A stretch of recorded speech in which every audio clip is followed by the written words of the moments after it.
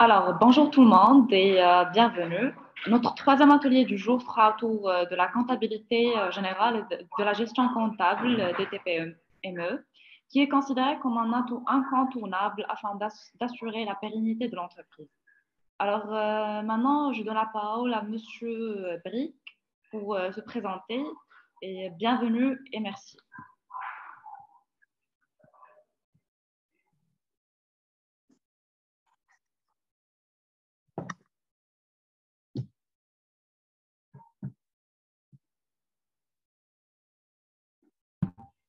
Monsieur Brick. Je commence. Bonjour. Merci donc de m'avoir invité à cette manifestation. Je nourris l'espoir que ce moment qu'on va passer ensemble apportera un peu d'éclaircissement donc, à nos différents auditeurs par rapport donc, au fondement juridique de la République des comptes et aux obligations donc, de la comptabilité générale dans une entreprise. Donc, le sujet est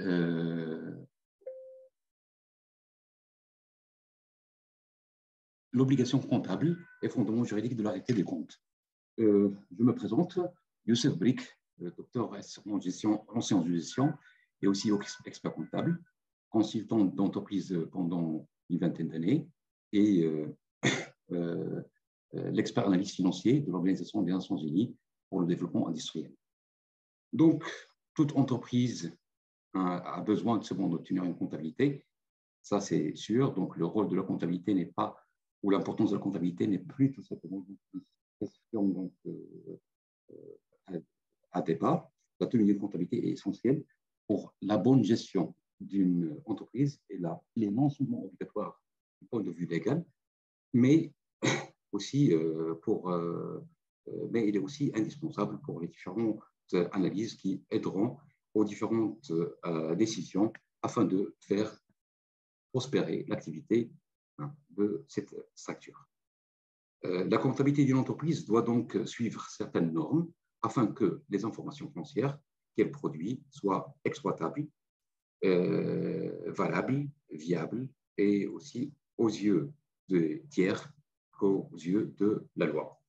Avant d'établir le bilan, il est nécessaire de procéder à un certain nombre d'opérations de comptabilité usuelle, mais aussi de comptabilité d'arrêté de compte. Mais avant de démarrer, j'aimerais un petit peu revenir vers l'importance de la comptabilité dans une entreprise, donc par rapport donc, à la définition même de la comptabilité générale. Comptabilité générale, comme son nom l'indique, est un terme, donc il faut un petit peu le décortiquer. C'est un ensemble d'obligations qui sont dans l'essence même de l'intitulé ou du titre. Donc d'abord, c'est un compte. Et quand on parle de compte, on parle d'un ensemble, d'un certain nombre d'enregistrements qui répondent à des conditions de forme et de fond, ce qui profère à cet enregistrement la qualité d'un enregistrement authentique. Donc maintenant, donc, n'importe quel enregistrement peut se faire sur n'importe quelle station, sauf que tout simplement, l'enregistrement qui répond à des conditions de forme qui sont établies par la loi et des conditions aussi des normes donc, de fond et de forme qui sont dans la loi et dont le CGNC, le Code général de normalisation comptable, font de cet enregistrement un enregistrement fiable, vérifiable, clair, qui traduit la sincérité de cet enregistrement. Donc, on ne parle pas que d'un enregistrement, mais on parle aussi de able, to be able to do something, être apte à faire. Donc, c'est un enregistrement comme à l'état authentique, apte à quoi faire, apte à rester longtemps. Donc, ITE, dans la terminaison d'un terme, veut dire cependant que la durabilité. Donc, on comprend que la comptabilité est un ensemble d'enregistrements répondant à des obligations de forme et des obligations de fond qui sont aptes à durer un certain nombre d'années, un certain nombre de temps. Donc, maintenant, on rajoute général. Général, c'est d'abord générer. Le verbe générer, c'est donc créer, Donc, ces enregistrements doivent être générés au sein de l'entreprise elle-même et à leur stade ultime. Donc, si on revient tout simplement à cette définition de comptabilité générale, on peut dire c'est en quelque sorte un enregistrement de toutes les activités que la société a réalisées et a générées, donc, et qui vont rester le plus longtemps possible pour des raisons que nous allons comprendre par la suite, des raisons d'abord fiscales, de contrôle, de commissariat aux comptes. Le commissariat aux comptes ne se fait pas donc l'année même, il se fait donc après l'arrêté des comptes. L'administration fiscale aussi il aura la possibilité de vérifier a posteriori. Il aura besoin donc d'une traçabilité lui permettant de revisiter toutes les opérations et toutes les activités, les actions, les transactions réalisées par cette entreprise. Donc, la comptabilité générale s'insère autour de l'activité, mais il peut servir par la suite tout simplement plusieurs autres thématiques, telles le diagnostic financier, par exemple, l'analyse financière, l'optimisation fiscale, la comptabilité analytique. Tous ces éléments-là, ils sont servis par la comptabilité générale. C'est la raison pour laquelle on doit conférer à cette comptabilité générale suffisamment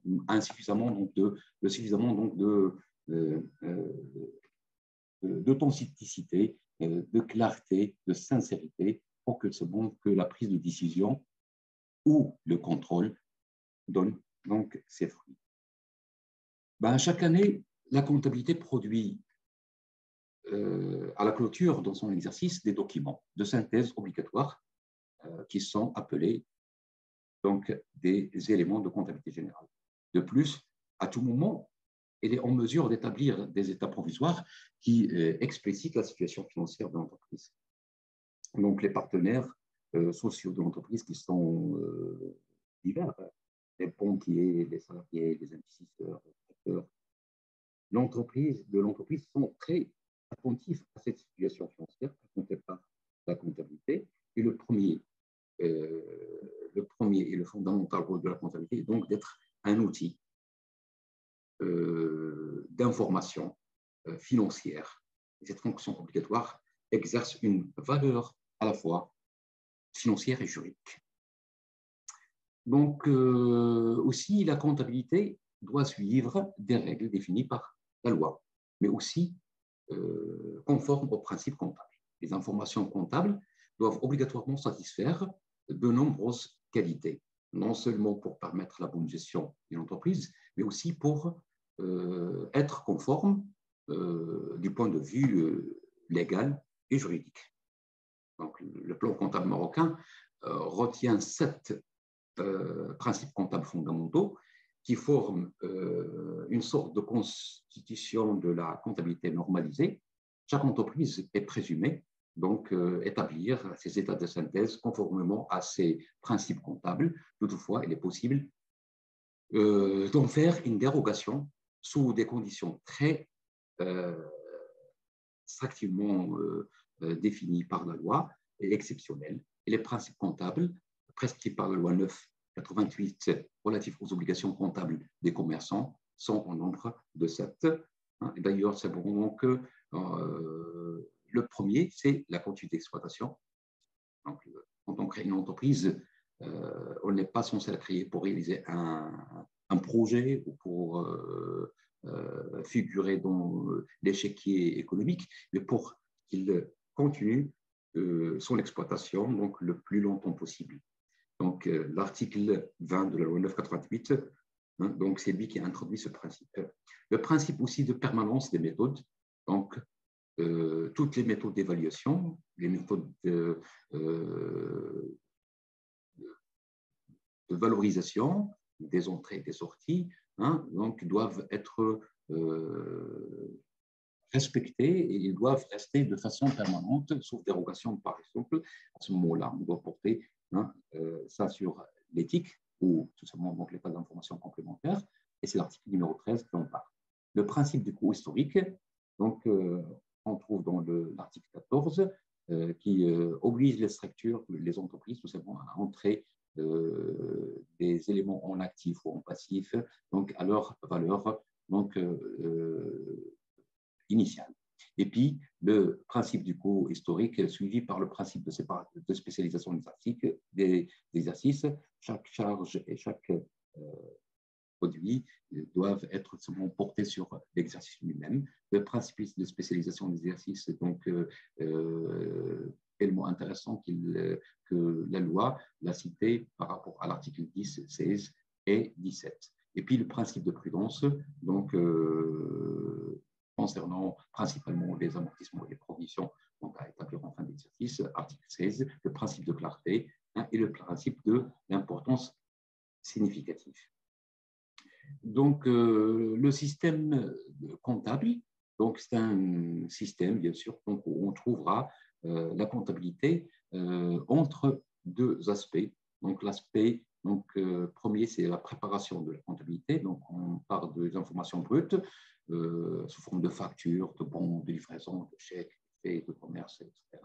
Donc, qui sont inscrites pour enregistrer au niveau de la comptabilité. Puis, par la suite, la comptabilité, on va en faire une information adaptée. Donc, il va les synthétiser dans les états de synthèse, donc qui sont l'actif, passif, le CPC, le ESG, le tableau de financement, le statistique, ou aussi, bien sûr, pour certaines entreprises qui cherchent tout simplement une clarté dans l'information, donc ils peuvent aussi donc adopter un système de comptabilité analytique indexé au système de comptabilité de gestion ou comptabilité générale. Puis les enregistrements comptables relatifs aux opérations réalisées par l'entreprise, donc inscrit tous les flux entrants et sortants qui traduisent les relations de l'entreprise avec son environnement économique. Pour chaque opération, il faut indiquer, bien sûr, donc les noms des comptes nécessaires et enregistrer les montants. Et ces étapes donc, permettent de codifier l'information comptable et la conserver en mémoire pour pouvoir les trier et les restituer sous une forme plus adaptée aux différents utilisateurs. Donc, on parle déjà des stats synthèse, mais on peut parler aussi des reporting spécifiques, on peut aussi parler des rapports donc, particuliers, on peut tout simplement utiliser cette information comptable pour n'importe quelle fin, que ce soit de gestion, de prise de décision stratégique, d'établissement de stratégie ou de prévisionnel, ou bien sûr de contrôle, audit financier ou audit légal, ou carrément tout ça. Donc, contrôle fiscal ou contrôle par les tiers. Donc, les conditions de la régularité d'une comptabilité générale, donc la loi fiscale, interagit aussi avec la loi comptable. Et il exige la tenue d'une comptabilité conformément à la loi 988 relative aux obligations comptables des commerçants, telle que a été modifiée par la loi 4403 et par le respect des principes comptables édictés par le Code général de normalisation comptable qui a été adopté par le Conseil national de comptabilité, le CNC, et bien entendu l'adoption de ces principes comptables par la CNC. Le CNC équivaut à un décret, donc c'est une source de droit. De manière générale, l'article 23 de la loi 988 relative aux obligations comptables des commerçants et le CGI, le Code général des impôts, dans ses articles 145 et 213, prévoit le rejet d'une comptabilité si il n'est pas tenu conformément à la loi 988 en vigueur, et notamment la loi 1795 sur les sociétés anonymes, la loi 596 du 13 février 1997 relative aux autres sociétés commerciales, la loi 1595 relative au nouveau code de commerce, le DAHIR formant code des obligations et des contrats, et le DAHIR du 1er mars numéro du 14 Rajab, je m'excuse, 11 septembre 2003, portant promulgation de la loi 65-99 relatif au code de travail. Donc, outre les travaux d'enregistrement et de classement des faits de manière chronologique et purement mécanique en cours de l'année, qui est tout simplement une tenue comptable des comptes, le chef d'entreprise intervient à l'arrêté des comptes pour la détermination du résultat. À cette occasion, il introduit dans la comptabilité des éléments nécessaires de prévision pour faire face aux risques avérés dans la perspective de la continuité de l'entreprise. Et cette intervention constitue ce qu'on appelle les opérations d'inventaire. Donc, on a donc, maintenant la possibilité de voir que la comptabilité générale est d'abord une comptabilité usuelle qui concerne tout simplement donc, toutes les opérations et actes réalisés depuis le premier jour de l'année comptable jusqu'au dernier jour. Si ça coïncide avec l'année civile, ça serait du 1er janvier au 31 décembre. Et puis, par la suite, les travaux d'inventaire qui sont donc des travaux de régularisation et que la société commence à faire à partir du 31 janvier, décembre jusqu'au 31 mars, date à laquelle elle dépose ses états de synthèse.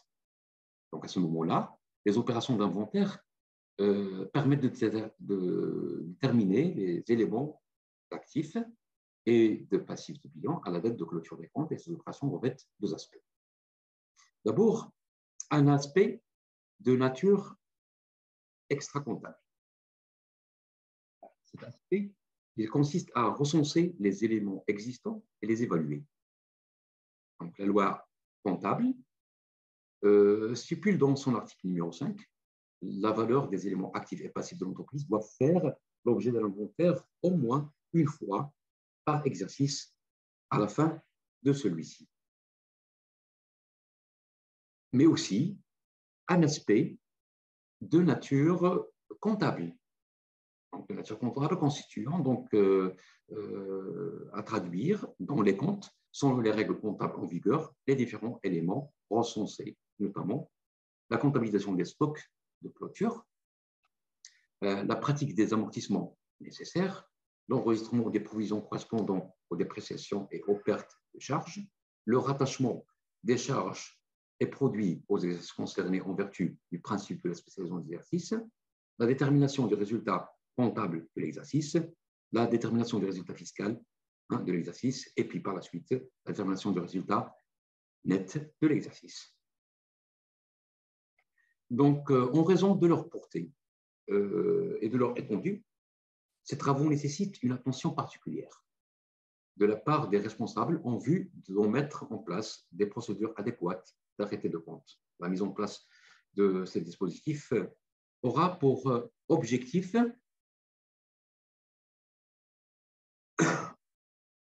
d'abord d'accélérer la production des états financiers en vue de faire face aux contraintes légales. En effet, donc, il est constaté sur le plan international qu'à l'occasion de l'arrêté des comptes, peu nombreuses encore sont les entreprises publiques ou privées.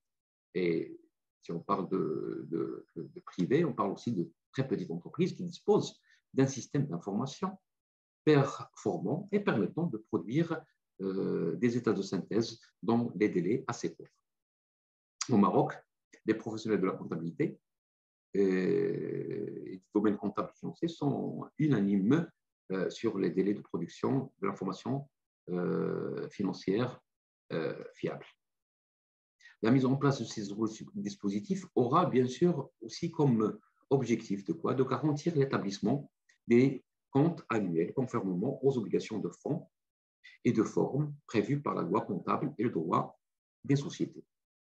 À cet égard, et dans le fonctionnement comptable, une distinction importante doit être retenue et faite entre la partie usuelle ou on appelle aussi mécanique de la comptabilité, qui sont des enregistrements au jour le jour, des opérations selon les mécanismes de la partie double, et l'arrêté des comptes, qui sont des opérations d'inventaire dans lesquelles interviennent diverses notions de présentation, d'évaluation et d'appréciation des risques. Et puis, les procédures à mettre en place doivent permettre de définir les méthodes d'évaluation et les règles d'ajustement des comptes à utiliser pour déterminer de manière exhaustive les écritures comptables d'inventaire tenant compte, le cas échéant, des événements postérieurs à la clôture de l'exercice. Puis, en guise de troisième objectif, il faut apprécier si tous les éléments ont été réunis pour déterminer les écritures comptables d'inventaire. À l'issue des travaux de clôture, les éléments d'actifs et passifs, qui sont, entre parenthèses, les ajustements comptables ou l'ajustement de compte, ils comportent de s'assurer que toutes les écritures nécessaires sont enregistrées et que, après ces opérations d'inventaire, l'ensemble des comptes et des opérations est justifié. Dans ce contexte, il est particulièrement important de réaliser des contrôles de cohérence, des comptes permettant de relever toute anomalie, des options, par exemple, les doubles comptabilisations, les mauvaises imputations, les mauvaises totalisations, et de procéder immédiatement à son redressement. Accélérer les délais de production des états financiers veut aussi dire accélération de la production des états financiers comme il nécessite, ressenti par les entreprises nationales et internationales pour plusieurs raisons. D'accord. Donc, en effet, comme on le voit, les états financiers répondent à des obligations légales, mais aussi internes et externes. La première source d'obligation de production de l'information comptable est constituée par le dispositif de droit fiscal. Donc, le dispositif fiscal astreint les entreprises à produire des états comptables et à les déposer dans les 3 mois de la clôture de l'exercice. Donc, si c'est un exercice correspondant à une année civile, au plus tard au 31 mars. Ceci a constitué pendant longtemps la seule ou l'unique obligation de communication et a donné à la comptabilité le caractère de contrainte légale plutôt que d'un instrument de gestion.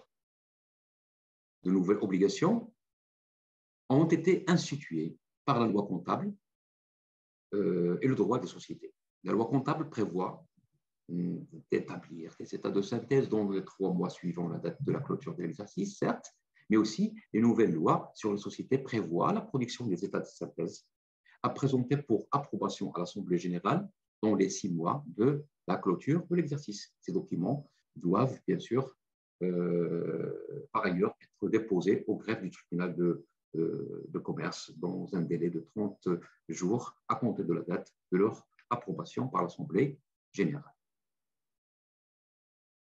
Le développement des entreprises avec l'apport d'investisseurs a donné à la comptabilité un rôle complémentaire de fournir des informations aux utilisateurs externes sur les résultats des opérations. À cet effet, de nouvelles obligations sont nées de l'entreprise sur le public. Plusieurs dispositions légales ont été prises et instaurent une obligation de communication de l'information financière et comptable en vue de favoriser le développement du marché financier. Les sociétés faisant appel public à l'épargne sont tenues de publier leurs états de synthèse dans les 20 jours suivant la tenue de l'Assemblée générale ordinaire, et puis les sociétés dont les titres sont cotés à la bourse doivent publier au plus tard dans les 3 mois qui suivent chaque semestre. On ne parle plus de 12 mois, donc d'une année d'un exercice, mais on parle de semestre par mesure de prudence. Donc, chaque semestre, une situation provisoire du bilan arrêté au terme du semestre, bien sûr, écoulé.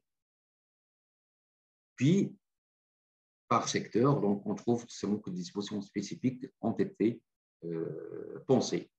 Les organismes de placement collectif en valeur mobilière, par exemple, ont l'obligation de publier un rapport annuel dans un journal d'annonce légale, dans un délai de 6 mois au plus tard après la clôture de l'exercice. Donc, de même, les établissements de crédit doivent établir à la clôture de l'exercice comptable des états de synthèse actifs, passifs, CPC, etc. Donc, sous forme individuelle et consolidée. En outre, les établissements de crédit qui sont habilités à recevoir des fonds publics doivent établir ces États au titre du premier semestre de l'exercice social. Au-delà des contraintes légales, la production d'État financier répond à des besoins multiples, des besoins d'abord internes liés au pilotage de l'entreprise, où le développement industriel a accentué le besoin interne en matière de connaissance des coûts et des prix de revient. Le rôle d'information de la comptabilité, initialement confié à répondre à des contraintes légales, s'est élargi pour répondre au quotidien à des besoins de gestion faisant de l'information financière et comptable un instrument indispensable pour la prise de décision des dirigeants a priori et pour la mesure des performances a posteriori. Donc, aussi, les besoins de gestion interne d'information des tiers, on trouve des besoins externes, donc dans un contexte d'information des tiers. Les tiers, principalement, les bailleurs de fonds, les banques, les fournisseurs,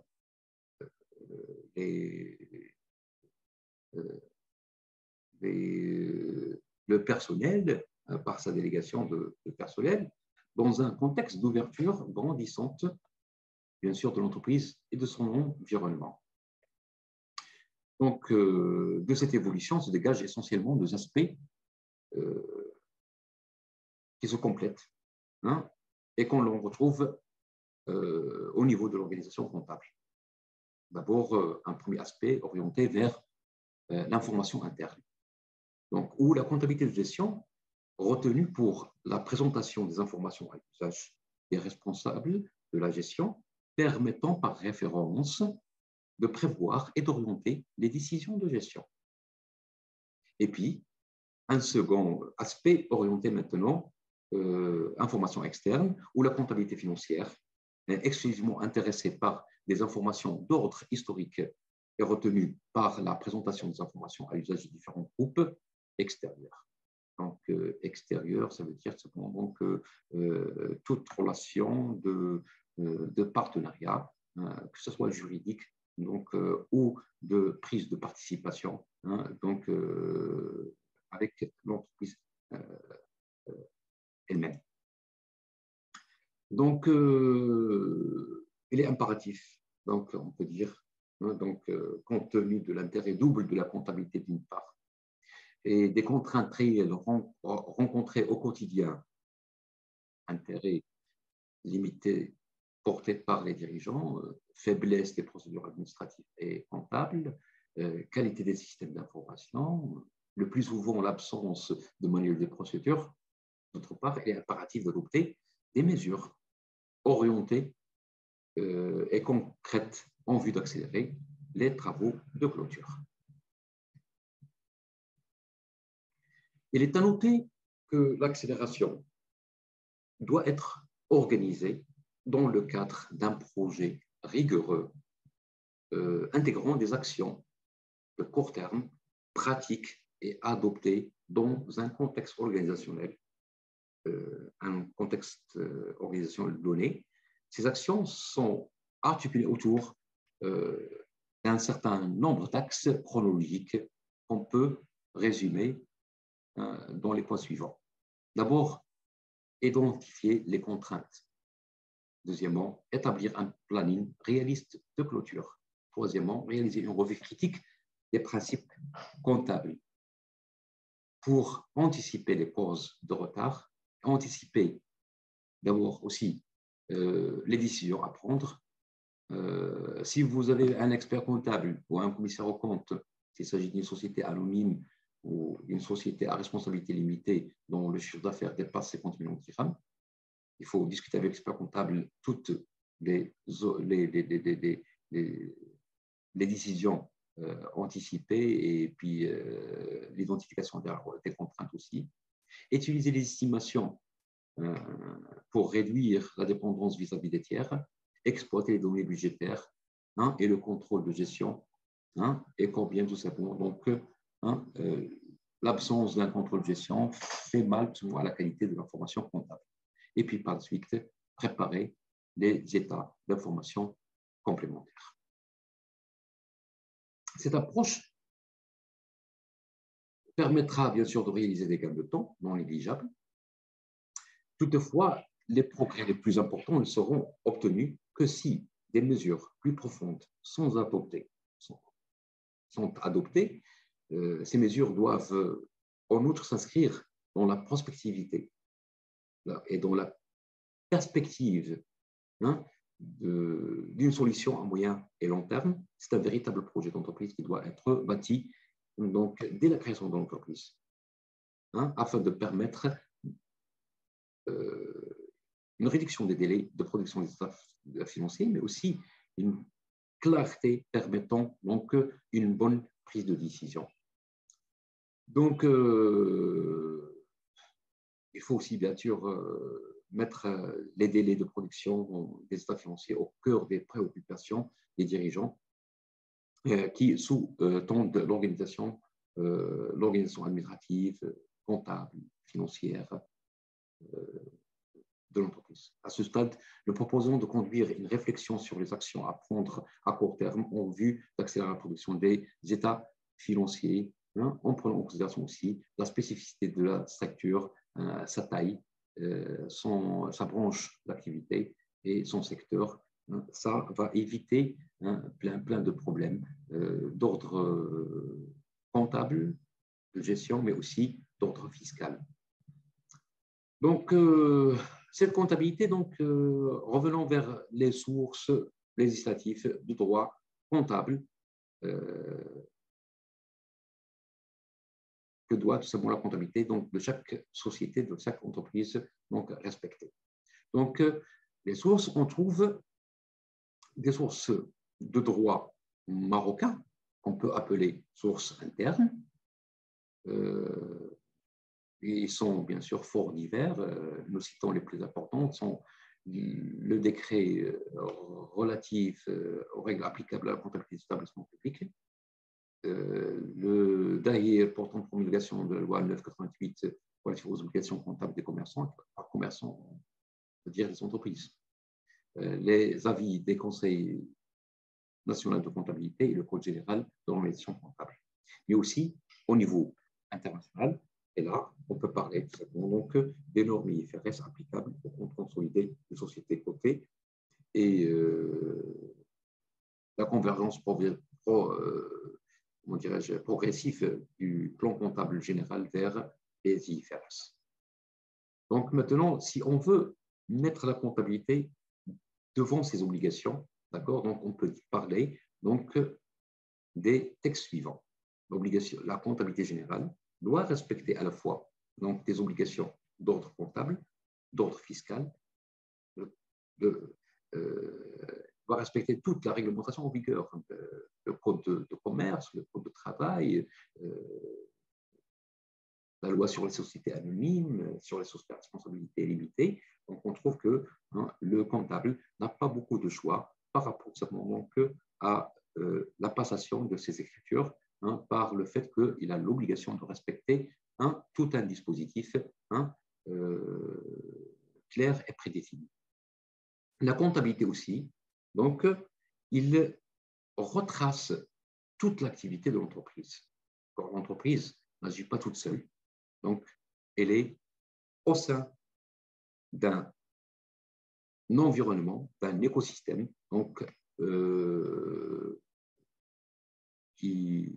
où il y a cependant des intervenants externes. Eux-mêmes, ils tiennent leur comptabilité par les mêmes règles et les mêmes normes, ce qui permettrait par la suite donc un contrôle efficace.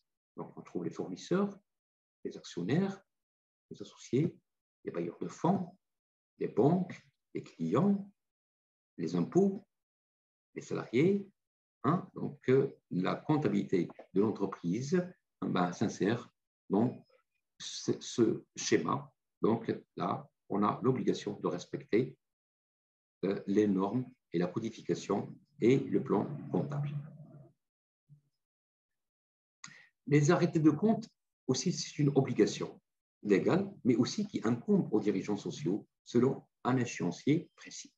Il y a seulement donc un agenda, il y a aussi souvent des rôles préétablis, hein, et une séparation des tâches et des fonctions. Au niveau de l'arrêté de compte, qui est une obligation légale, bien sûr, donc, hein, découlant soit du droit des sociétés, soit du droit comptable, soit du droit fiscal. Donc, par rapport au droit des sociétés, le conseil d'administration ou le directoire dresse des états de synthèse tels que prévus par la loi 988. Donc, et aussi tel qu'il a été prévu par le code, hein, donc, de commerce. Le droit comptable, les obligations découlant du droit comptable, les personnes concernées doivent établir des états de synthèse annuels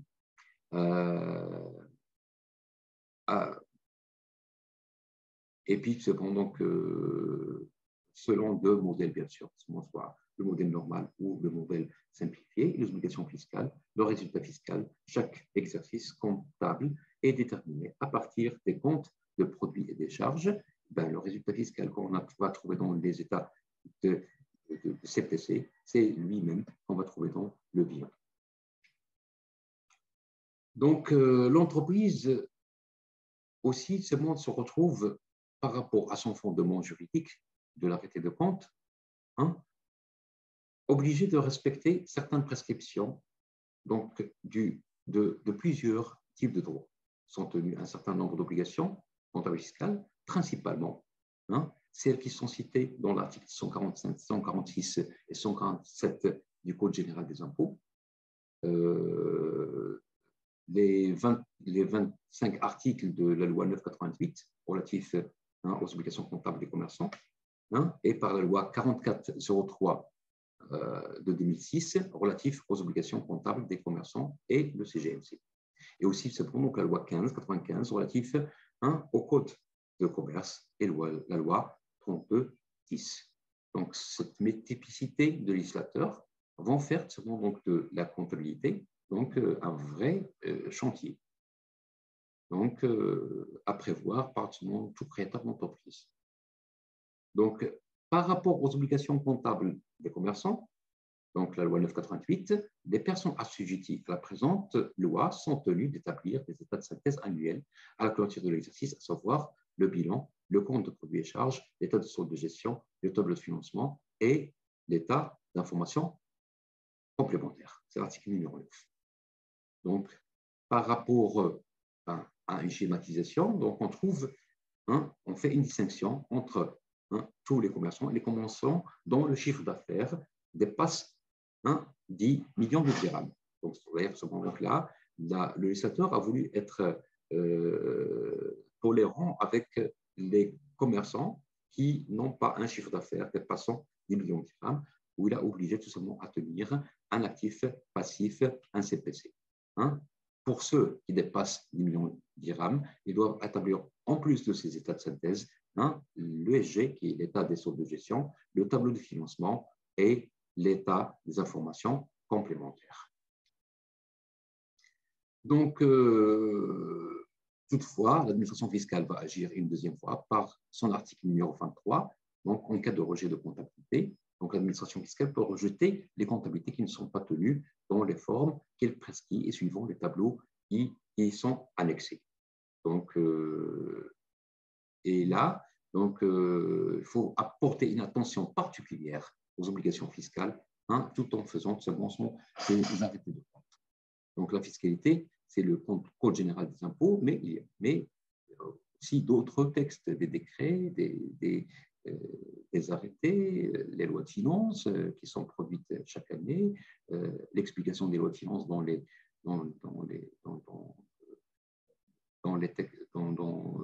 par rapport au contexte spécifique. Donc, il faut, hein, que le comptable, hein, soit tout le temps à jour, hein, pour respecter, hein, ses obligations.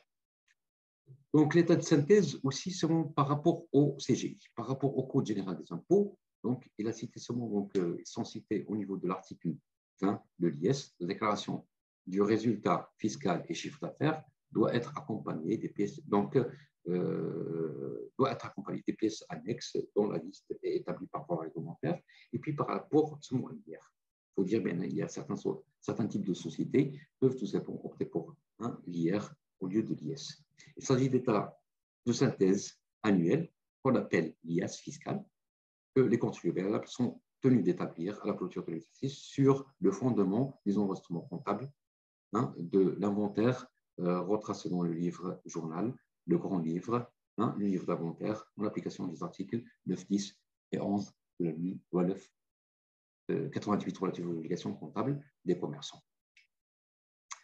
Par rapport au fondement juridique de l'arrêté des comptes et aux obligations des dirigeants, il incombe aux dirigeants sociaux donc, de respecter les obligations à la clôture de chaque exercice, de dresser un inventaire des éléments d'actifs et de passifs sociaux existants à cette date, d'établir des états de synthèse annuels tels que définis par la loi comptable, d'arrêter le résultat net de l'exercice et de respecter tous les délais de production, de dépôt et d'information. Donc, les délais. Selon un échéancier qui est très précis, encore, donc, depuis la clôture de l'exercice où on a fait son. Donc, on commence à inventaire des actifs et passifs. D'accord? Au mois, dans un délai de 3 mois, on établit les états de synthèse. Juste après, on commence d'arrêter des comptes, l'établissement des rapports de gestion, la remise des états de synthèse au commissaire aux comptes, si on est concerné par le commissariat aux comptes. La convocation de l'Assemblée générale doit se faire dans le 5e mois pour l'approbation des comptes, donc 3 mois après le dépôt des états de synthèse, et puis c'est pour donc le 7e mois la publication des comptes. En l'absence du dépôt au greffe des états de synthèse dans un délai légal, donc une amende de 10 000 à 50 000 dirhams est prévue pour les sociétés anonymes et les sociétés à responsabilité limitée. Le schéma des travaux de fin d'exercice. Donc là, on peut le résumer en quelques étapes. D'abord, élaboration de la balance avant inventaire, puis la réalisation des inventaires des biens, des créances, des dettes, les écritures de réajustement de la régularisation, l'établissement de la balance après inventaire et détermination du résultat comptable, le passage du résultat comptable au résultat fiscal, ensemble des écritures donc de redressement et aussi de réintégration des déductions donnant lieu à la détermination de la comptabilisation de l'impôt, et puis l'établissement des états de synthèse. J'espère qu'on a fait seulement le tour de la question. Je vous remercie énormément pour votre attention et je reste à votre écoute s'il y a des questions donc à poser. Le débat est ouvert. Alors, merci beaucoup, monsieur Brick. On a des questions par rapport à votre présentation. Alors, la première question pose sur alors, quelles sont les obligations pour une entreprise e-commerce?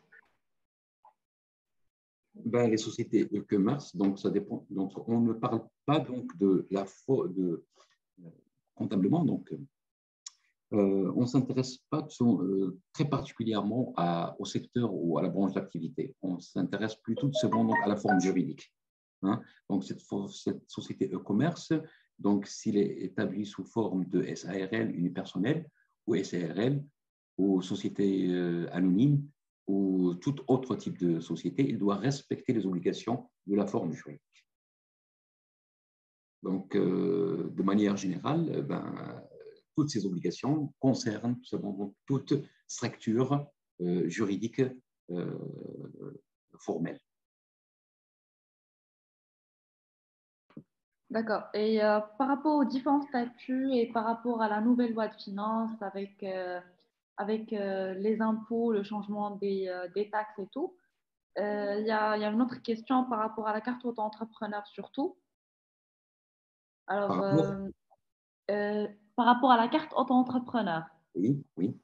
Donc, par rapport au changement des taxes et des impôts, comment ça va affecter l'utilisation ou bien la démarche de l'auto-entrepreneur, son travail, etc. L'auto-entrepreneur n'est pas une forme juridique. D'ailleurs, l'auto-entrepreneur n'est pas tenu de tenir une comptabilité régulière. l'auto-entrepreneur, donc, il bénéficie d'un certain nombre d'avantages. Donc, sa fiscalité est différente. C'est une fiscalité forfaitaire. Donc, il n'a pas une obligation, donc, il n'a pas toutes les obligations d'une entreprise normale. Donc, je dirais seulement donc, une entreprise normale, c'est-à-dire une entreprise qui suit seulement une forme. Hein. C'est tout simplement une forme, je dirais, très particulière, hein, d'entrepreneur et pas de société. Donc, la comptabilité, donc il n'a pas, du moment qu'il n'a pas cette obligation donc, de tenue de comptabilité, il est donc l'aspect, bien sûr, forfaitaire. À titre d'exemple, il n'a pas l'obligation de déclarer, il ne déclare pas seulement donc, la TVA de la même manière, donc il ne paye pas seulement donc, les mêmes taux. Donc, il a donc des options de faveur, hein, qui sont introduites dans la loi instituant tout simplement le statut de l'auto-entrepreneur, mais aussi tout simplement dans les différentes lois de finances et qui n'ont aucune relation avec le sujet. Donc, il n'arrête pas de compte, il ne produit pas un bilan, il se limite tout simplement donc, à déclarer son chiffre d'affaires et à verser un pourcentage valid bank, donc ce qui est seulement 2,5% de son chiffre d'affaires. D'accord, merci beaucoup. Et pour la dernière question, c'est comment assurer une bonne maîtrise et une bonne gestion financière avec la structure de coûts, avec la comptabilité et tout ce que vous avez expliqué tout à l'heure. Une très belle question. Très belle question. Donc, la meilleure façon de faire, c'est de, donc là je m'adresse seulement aux créateurs d'entreprise, c'est de procéder seulement donc à la mise en place d'un système d'information en relation avec le système comptable. Donc la plupart du temps, quand on crée une entreprise, d'ailleurs donc je vois ça donc de par mon expérience professionnelle, on s'intéresse plutôt aux aspects de production, d'exploitation, et on néglige les aspects d'ordre administratif et financier et comptable. Donc, parmi les premières orientations que je donne donc, à mes clients, donc, dès la création d'entreprise, je leur propose tout simplement une création d'un système comptable intégré au système de gestion pour simplifier. Donc, un manuel de procédure est une obligation dès le départ. Donc, il faut savoir le mettre en place, mais aussi savoir donc, le mettre à jour, hein, et qu'il soit seulement donc, tout le temps donc, revu par rapport aux obligations légales, par rapport aux obligations fiscales, par rapport aux obligations d'entreprise, par rapport à sa taille. Deuxièmement, un système comptable adapté.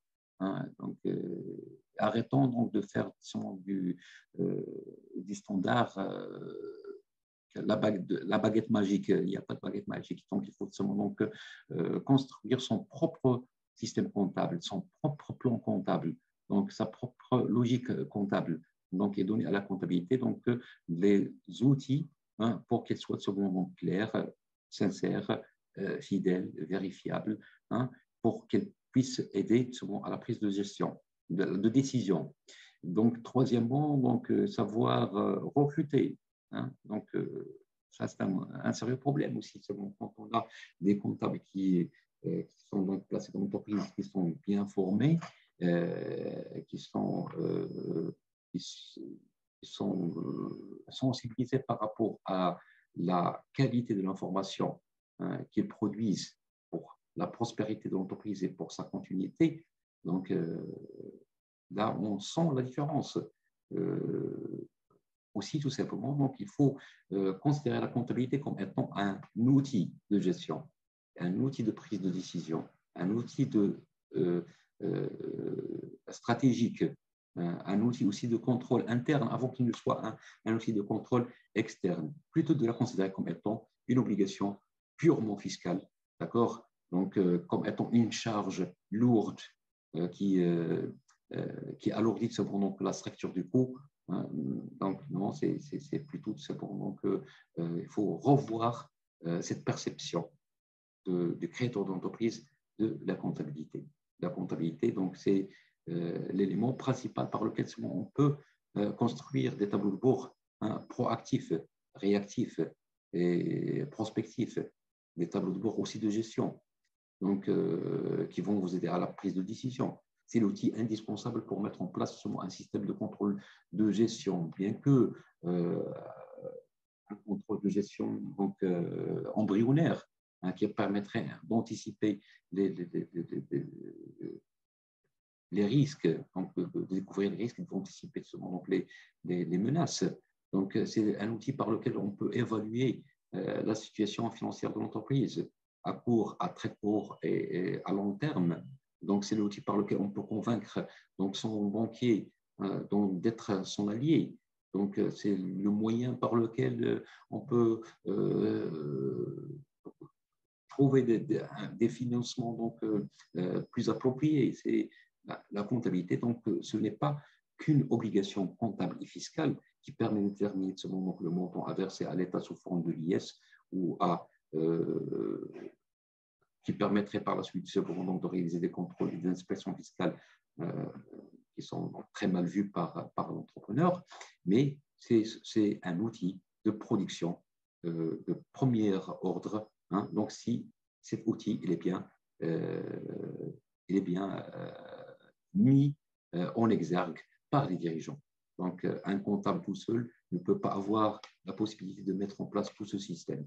Donc, s'il n'a pas l'adhésion de son directeur général. Et d'ailleurs, le responsable sur les états de synthèse n'est pas le comptable, ni le chef comptable, ni le directeur financier.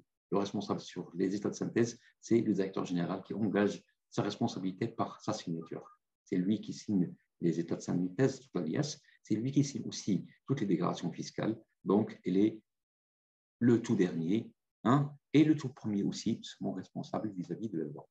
Vous allez me dire, bien sûr, que le chef d'entreprise, c'est un physicien de renommée, c'est un technologue de grande valeur, c'est un chimiste mais il n'est pas financier, il n'est pas comptable. D'accord. Donc, comment est-ce qu'il la loi, il le responsabilise? Il le responsabilise parce que c'est lui qui représente le capital, c'est lui qui représente les associés, c'est lui cependant qui est l'interlocuteur et c'est lui qui a la responsabilité intrinsèque. D'accord. Donc, il doit savoir se faire aider. Hein. Donc, s'il ne sait pas faire, donc se faire supporter par ce moment des personnes de qualité. Donc, je résume, s'il y a lieu de résumer, donc mettre en place tout simplement donc, tout un dispositif d'enregistrement. Hein, donc, dispositif d'enregistrement, puis par la suite mettre en place tout simplement une structure de fonctionnement, hein, donc corrélée par la mise en place d'un manuel de procédure. Troisièmement, donc adapter les outils à la structure, principalement le plan comptable, donc les schémas d'écriture, les schémas des flux, etc. Quatrièmement, donc bien sûr, hein, investir le recrutement des comptables, sinon la formation de ceux-ci. Et puis, par la suite, adhérer au projet. Donc, il faut que le chef d'entreprise soit impliqué dans le projet de l'établissement des états à la fois comptables et fiscaux. Voilà. D'accord. Merci beaucoup, Monsieur Brick. Merci à vous tous et j'espère vous revoir dans le reste des ateliers. Merci beaucoup et bonne journée. Je vous remercie également. À très bientôt et bon succès à votre action, madame. Merci.